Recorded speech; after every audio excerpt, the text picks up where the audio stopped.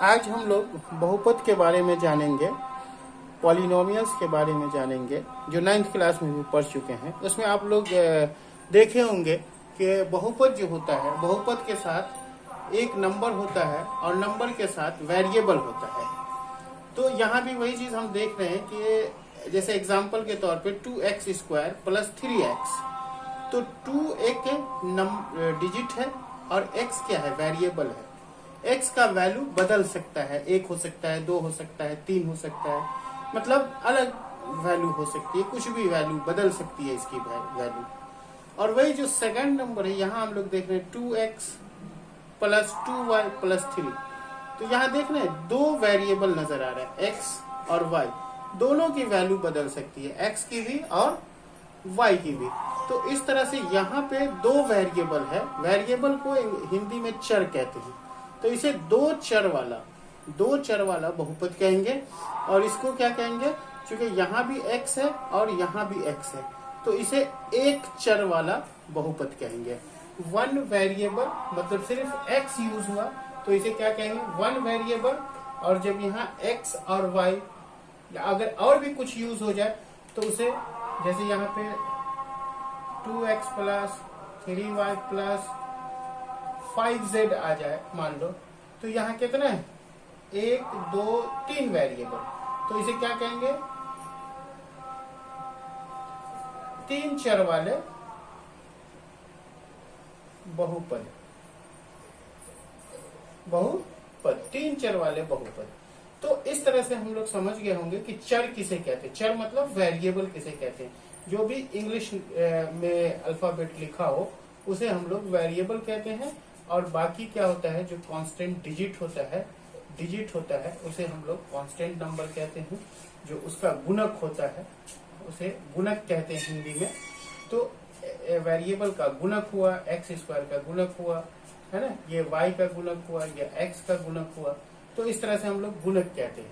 तो यहाँ हम लोग देख रहे हैं कि सिर्फ x यूज हो रहा है, मतलब एक चर है, तो इसे कहेंगे वन वेरिएबल। यहाँ x और y यूज हो रहा है, तो ये दो चर है, इसे दो वेरिएबल है। यहाँ x y z यूज हो रहा है, मतलब तीन चर है, तो तीन चर वाले बहुपद। तो इस तरह से हम लोग चर के हिसाब से बहुपद को जान गए कि जितना वेरिएबल रहेगा उतने चर वाले बहुपद कहलाएंगे। अब जो नेक्स्ट हम देखेंगे वो डिग्री के हिसाब से देखेंगे। अभी तक हम लोगों ने देखा था चर के हिसाब से, और चर का ये कोएफिशिएंट होता था। तो जैसे y का कोएफिशिएंट 2, मतलब कोएफिशिएंट मींस गुणक, y का गुणक 2, x का गुणक 2। तो अभी तक हम लोग कोएफिशिएंट यानी गुणक के आधार पे देखें कि बहुपद अलग अलग तरह के हो सकते हैं, एक चर वाले, दो चर वाले और तीन चर वाले, चार चर वाले, पांच चर वाले, मतलब जितना इसमें वेरिएबल यूज कर दे उतना चर वाले बहुपद हो सकते हैं। अब हम लोग डिग्री के आधार पे देखेंगे, यानी घात के आधार पे देखेंगे। तो घात देख लीजिए, जैसे यहाँ है ना कि 2x² + 3x, तो यहाँ पे x पे कुछ नहीं है, मतलब इसका पावर जो है, इसका जो घात हुआ, इसी को डिग्री कहते हैं, इसका डिग्री 1 हुआ। यहाँ पे ऑलरेडी स्क्वायर, मतलब ये 2 हुआ इसका घात। तो अगर इस वेरिएबल को कोई बोले कि ये कौन सा वेरिएबल है, तो यहाँ पे 2 घात है, क्योंकि मैक्सिमम जो घात रहे, मैक्सिमम यहाँ पे 1 है और यहाँ पे 2 है, तो मैक्सिमम घात 2 है, तो इसको क्या कहेंगे, द्विघात समीकरण, मतलब दो घात वाले बहुपद कहेंगे, मतलब द्विघात क्वाड्रेटिक। अगर मान लिया यहाँ भी x रहे + 3 रहे, या सिर्फ इस तरह से रहे कि 2x + 3, तो देखो यहाँ x पे कुछ नहीं, मतलब 1 लिखा हुआ है, तो ये क्या हो गया, एक घात वाले, मतलब जितना घात रहे, अधिकतम घात, ये क्या हो जाएगा, एक घात वाले, ये एक घात वाले बहुपद होंगे। उसी तरह अगर यहाँ पे x रहे, यहाँ x रहे, अब x का पावर 3 है, 1 है, कुछ है, 2 है, तो यहाँ पे सबसे ज्यादा घात कितना है, 3 घात है। ये जो डिग्री है कितनी है, 3 है, x का पावर 3 है, तो इसे क्या कहेंगे, तीन घात वाले बहुपद। इसी को हम लोग जिसपे एक घात रहता है उसे हम लोग रैखिक बहुपद भी कहते हैं। एक घात वाले को क्या कहते हैं, रैखिक बहुपद 2 घात वाले को क्या कहते हैं, द्विघातीय बहुपद, और 3 घात वाले को क्या कहते हैं, त्रिघातीय बहुपद, त्रिघात बहुपद। तो इस तरह से हम लोग बहुपद के बारे में घात से भी समझ गए होंगे। तो आइए देखते हैं, जैसे यहाँ देखा 2x + 2, तो x है और 2 है, वेरिएबल कौन है यहाँ पे, x है। x पे कोई पावर है नहीं है, x पे कुछ पावर नहीं, मतलब पावर 1 है, पावर 1 है, कुछ नहीं का मतलब पावर 1 है। तो 1 घात हुआ, तो 1 घात हुआ तो इसे क्या कहेंगे, रैखिक बहुपद। क्या कहेंगे इसे, रैखिक बहुपद। इसी को इंग्लिश में कहते हैं लीनियर इक्वेशन। अब दूसरे इक्वेशन में देखते हैं, देखो 2x का पावर 2, 2x + 3, मतलब यहाँ x पे पावर 1 है और x पे पावर 2 है। तो इस पूरे वेरिएबल में, सॉरी इस पूरे इक्वेशन में सबसे ज्यादा पावर कौन से x पे है, तो इस x पे देख रहे हैं कि 2 पावर है, तो यही इसका घात हुआ, यही इसकी डिग्री हुई। तो यहाँ 2 घात हो गया, तो इसे क्या कहेंगे, द्विघात बहुपद। 2 घात की वजह से उसे क्या कहेंगे, क्वाड्रेटिक इक्वेशन, द्विघात बहुपद। अब उसी तरह से यहाँ पे 3 है सबसे ज्यादा, देखो इस पे 1 है, 2 है, 3 है, तो इसका क्या घात कितना हो गया, 3 घात। सबसे ज्यादा पावर इस x पे, इस x पे, इस x पे, जो भी वेरिएबल है, तो उस पे सबसे ज्यादा पावर 3 है, तो ये 3 घात बहुपद, इसी को कहेंगे त्रिघात बहुपद, क्यूबिक इक्वेशन। उसी तरह से अगर किसी पे 4 रहे तो 4 घात बहुपद, 5 रहे तो 5 घात बहुपद। तो इस तरह से हम लोग घातीय बहुपद भी समझ गए होंगे कि जब 1 घात रहे तो रैखिक, 2 रहे तो द्विघात, और 3 रहे तो त्रिघात बहुपद। तो आइए अब उससे थोड़ा आगे बढ़ते हैं।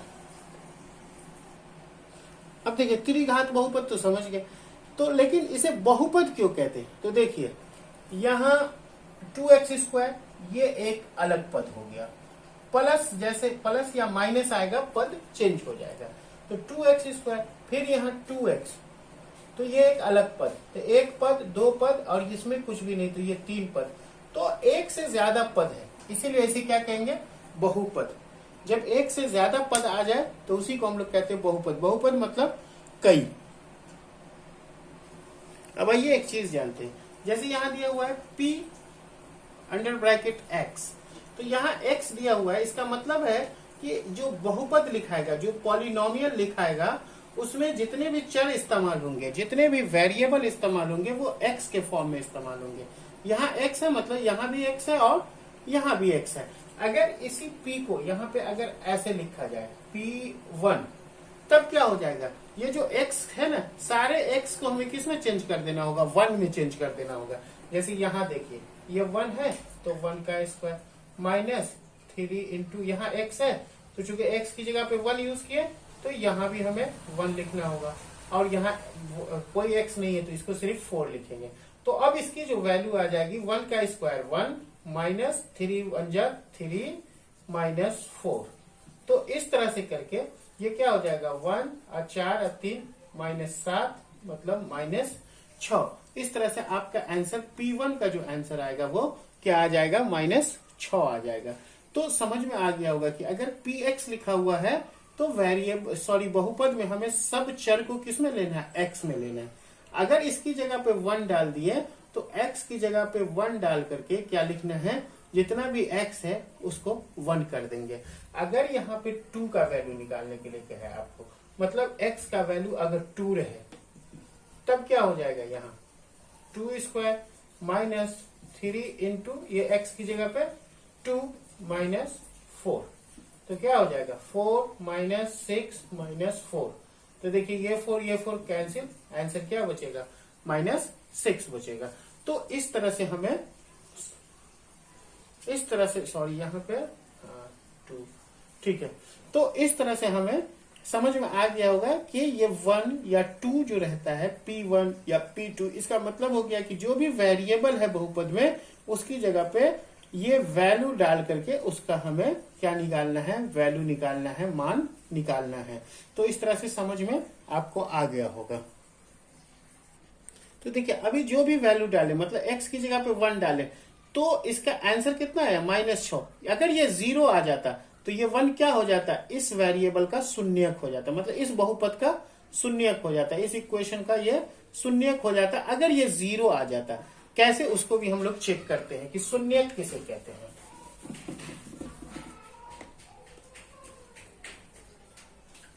अब जैसे देखिए यहाँ पे हमने क्या किया, x की जगह पे -1 यूज किया, तो -1 जो यूज किया तो क्या होगा, x है तो -1 का स्क्वायर, ये -1 है, x की जगह पे -1 तो x की जगह पे -1, तो ये क्या हो गया -1 का स्क्वायर, उसके बाद -3 और ये x की जगह पे फिर क्या हो गया -1 लिया -4, तो -1 का स्क्वायर 1 आता है और ये -1 और -3 गुना होकर के क्या बना +3 और फिर ये -4, तो 3 1 4 4 -4 0, तो देखिए -1 डालने से यहाँ क्या हो गया 0 हो गया, तो इसका मतलब हो गया कि इस बहुपद का शून्यक -1 है, मतलब इस बहुपद का शून्यक -1 है।